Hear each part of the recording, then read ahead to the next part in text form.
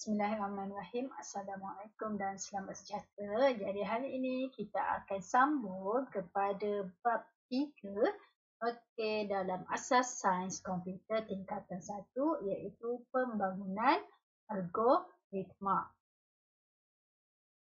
Kita lihat kepada standard pembelajaran yang akan kita pelajari pada hari ini iaitu pelajar selepas ini boleh menulis hidup kod dan melukis carta alif dalam penyelesaian masalah. Jadi kita teruskan kepada induksi kita. Sila lihat ketiga-tiga item di sini. Mikari, cara menggosok gigi dan juga cara pakai baju sekolah. Jadi saya ingin minta pelajar jelaskan ataupun pelajar sebutkan atau bandingkan tata cara dalam penyediaan dalam melaksanakan ketiga-tiga aktiviti ini. Ada perbezaan ataupun tidak. Cuba fikirkan. Jadi untuk ketiga-tiga aktiviti ini sama ada memasak mi kari, bukan makan mi kari masak. Memasak mi kari, menggosok gigi dan juga pakai baju, pakai baju sekolah ke, pakai baju biasa ke, kesemuanya mempunyai tata cara yang perlu kita ikuti. Sebagai contoh mi kari, sebelum kita memasak, kita perlu menyediakan bahan-bahannya dan kita juga perlu ada resepi untuk membuat mi kari. Jika kita tidak mempunyai bahan dan kita tidak mempunyai resepinya dan kita tidak tahu cara-cara untuk memasak, mungkin mi kari kita takkan menjadi. Sama juga dengan cara menggosok gigi dan juga cara pakai baju. Ada tata cara tertentu yang perlu kita ikut. Sebagai contoh saya ambil kepada gosok gigi. Kita akan ambil berus gigi, kemudian kita akan letakkan toothpaste tu dekat atas berus gigi. Letak air sedikit dan kita akan berus gigi. Kita tidak akan ambil berus gigi dan gosok gigi dahulu. Kemudian baru kita letak ubat gigi. Kalau kita buat macam tu, maka teknik menggosok gigi kita adalah salah. Dan kita mungkin tidak akan mendapat output yang kita kehendaki. Hasilnya gigi kita tu tidaklah akan sebersih seperti kita menggunakan tata cara yang sepatutnya. Jadi kita lihat apa maksud pembangunan algoritma. Apa itu algoritma? Algoritma bermaksud ialah tindakan-tindakan yang perlu dilaksanakan. Macam tadi kita masak mi kari, apa tindakan-tindakan yang perlu kita laksanakan? Kita gosok gigi, kita nak pakai baju, apa tindakan-tindakan yang kita perlu laksanakan? Dan tindakan-tindakan yang kita perlu laksanakan ini, mestilah mengikut urutan. Mesti ada urutan yang tersusun supaya akhirnya kita dapat menyelesaikan masalah.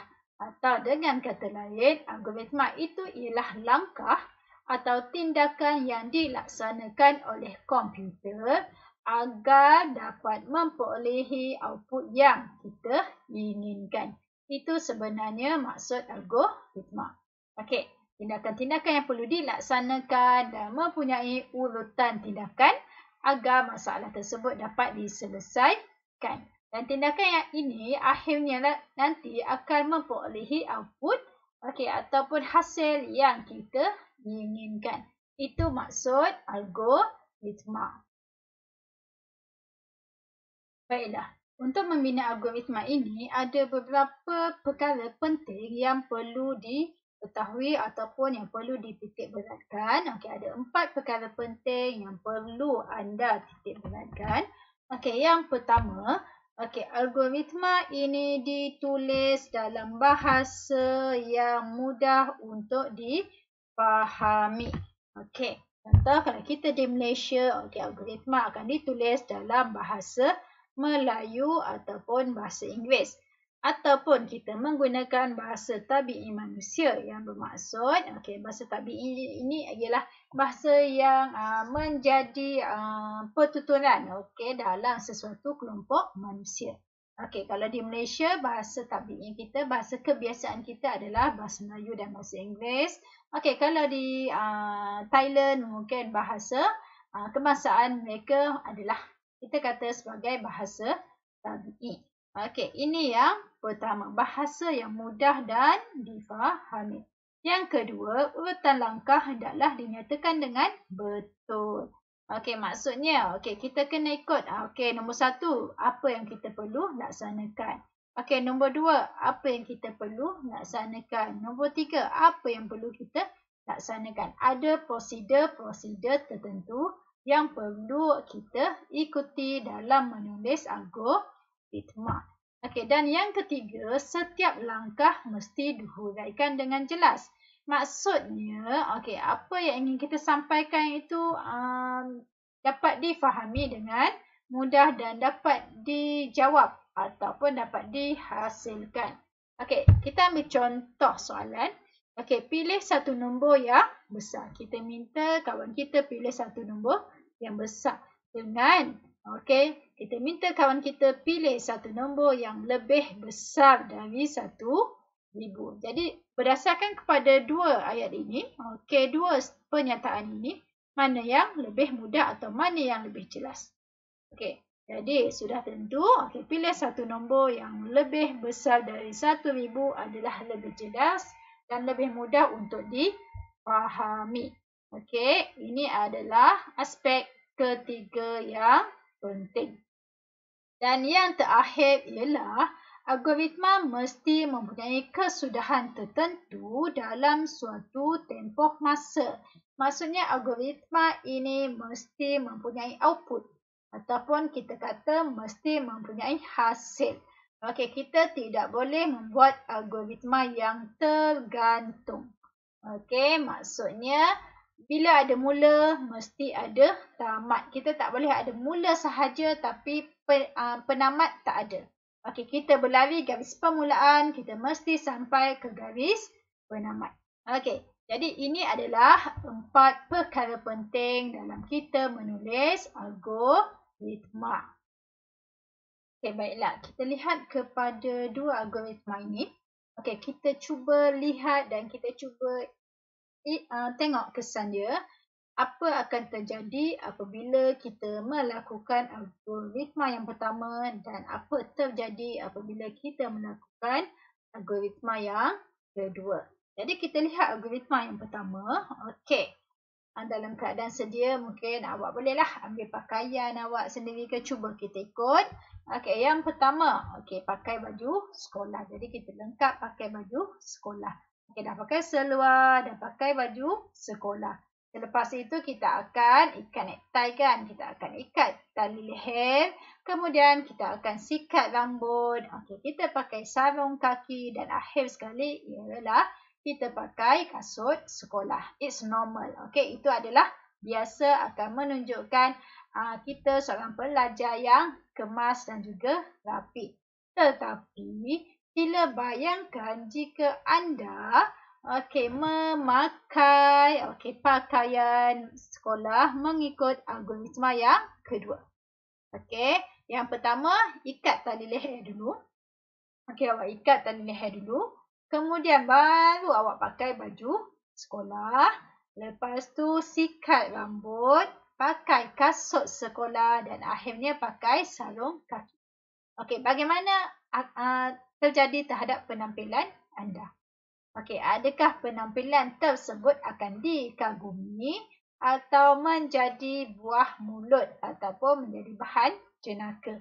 Jadi kita tahu ya, perbezaan, kenapa kita perlu membina algoritma mengikut urutan yang betul. Jadi di sini, pengenalan kepada algoritma ini kita akan lihat. Bila kita sebut algoritma, bila cikgu tanya apa itu algoritma, awak perlu tahu algoritma dalam asas sains komputer, kita pecahkan kepada dua. Iaitu yang pertama ialah carta alif dan yang kedua ialah sidukut. Okey, apa maksud carta alif? Okey, carta alif ini bila kita sebut carta, okey, awak selalu buat carta organisasi kan? Okey. Jadi carta alif ini dia menggunakan simbol. Okey, simbol apa? Simbol grafik. Okey, seperti garis lurus, anak panah, bentuk geometri. Tujuannya apa? Tujuannya untuk mewakili urutan langkah yang perlu dilaksanakan. Itu ialah carta alif. Okey, mana kalau sidukut? Okey, sidukut dia memerihalkan langkah-langkah algoritma dengan menggunakan ayat-ayat yang ringkas dan padat. Okey, inden digunakan secara meluas bagi memudahkan pembacaan suatu sidukut. Okey, jadi sidukut ini dia di bawah algoritma, dia masih lagi ayat seperti algoritma, tetapi okey, kita lihat di sini ayat-ayatnya adalah lebih ringkas dan padat berbanding algoritma itu sendiri sebelum dipindahkan kepada carta alif dan juga sidukut. Dan juga inden digunakan secara meluas bagi memudahkan pembacaan suatu sidukut. Maksudnya bila inden tu maksudnya kita kata perenggan lah. Okey, akan ada satu algoritma, selalunya kita akan ada mula dan juga tamat. Okey, ini menunjukkan kita ingin memulakan proses. Okey, satu proses, okey, mesti ada mula dan ada tamat dan inden. Contohlah. Okey, di sini adalah input. Okey, ini yang kita panggil inden. Okey, jarak antara input ni dengan mula. Itu untuk sidukut. Okey, kita lihat kepada slide seterusnya, iaitu simbol-simbol dalam carta alif. Baiklah, bila kita nak melukis carta alif, yang pertama sekali kita perlu ingat, okey, dan kita perlu tahu penggunaan simbol-simbol dalam carta alif. Okey, kalau awak lihat di sini, okey, simbol oval ni menandakan fungsinya ialah mula ataupun tamat. Okey, penerangan, okey, mula dan tamat bagi sesuatu aktiviti. Okey, mula dan tamat bukan sahaja kita gunakan dalam carta alif, tapi mula dan tamat ini juga perlu ada dalam sidukut. Okey, bila kita lukis carta alif, okey, ini mesti mula. Okey, dan mesti ada tamat. Barulah carta alif kita akan lengkap. Kalau kita lukis sidukut, okey, mesti ada perkataan mula di sini dan mesti ada lagi satu perkataan tamat. Okey, menunjukkan permulaan dan juga pengakhiran sesuatu proses. Okey, kemudian simbol rectangle, okey, segi empat tepat menunjukkan fungsinya adalah proses. Okey, aktiviti atau proses yang akan dilakukan. Okey, kemudian pilihan, okey, untuk menguji sama ada benar atau salah. Ini selalunya kita kata sebagai syarat lah. Okey, menunjukkan syarat. Kemudian anak panah ini adalah sebagai aliran, okey, untuk menunjukkan aliran aktiviti. Kemudian tanda bulatan sebagai penyambung, okey, menggabungkan aliran yang berlainan. Okey, sekiranya okey kita ada contoh, kita ada mula di sini. Okey, ini adalah kita punya ini adalah muka surat kita. Okey, di sini. Okey, jadi kita punya carta alif panjang sangat sampai kena tukar kepada muka surat sebelah. Jadi kita akan gunakan penyambung, okey, untuk menyambung carta alif daripada muka surat pertama kepada muka surat kedua. Okey, ini fungsi penyambung. Dan yang terakhir ialah input dan output. Mesti ada operasi input dan juga output. Okey, ini bagi carta alif. Jadi sebelum lukis carta alif, pelajar mesti tahu guna setiap simbol ini. Okey, jelas ya? Okey, next. Kita lihat di sini. Okey, perbezaan antara algoritma yang ada, algoritma yang biasa, tata cara yang biasa. Kemudian kita lihat kepada pseudocode dan kita lihat kepada carta alif. Kalau awak lihat di sini, algoritma ditulis dalam keadaan yang panjang. Semak sama ada plug dipalam ke dalam soket. Jika tidak, palamkan plug ke dalam soket. Semak sama ada switch soket dipasang. Jika tidak, pasang switch soket. Pasang switch lampu. Jika lampu menyala, padam switch lampu dan melangkau ke langkah 7. Dan akhir sekali ialah selesai. Bagi pseudocode dan carta alif, kita mulakan dengan kedua-duanya. Kita mulakan dengan mula. Di sini mesti ada mula dan juga mesti ada tamat. Saya tunjuk yang basic ya. Ini ada simbol untuk mula dan juga simbol untuk tamat. Itu yang pertama sekali perlu dilaksanakan. Kemudian di sini awak lihat, ini ada indent di sini. Ada indent. Jika tamat, ini menunjukkan ada syarat. Indent ni menunjukkan dia bekerja dalam jika hingga jika tamat. Nanti ini kita akan belajar lebih lanjut dalam tajuk struktur kawalan pilihan. Jadi untuk yang ini saya tunjukkan sebagai basic pengetahuan am.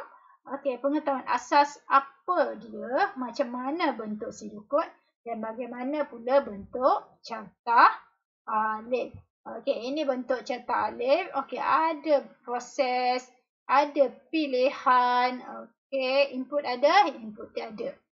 Jadi ini untuk carta alif dan juga untuk pseudocode. Dan akhir sekali, penghasilan carta alif dan pseudocode. Ini yang kita akan belajar ya. Kita akan belajar pada video yang akan datang.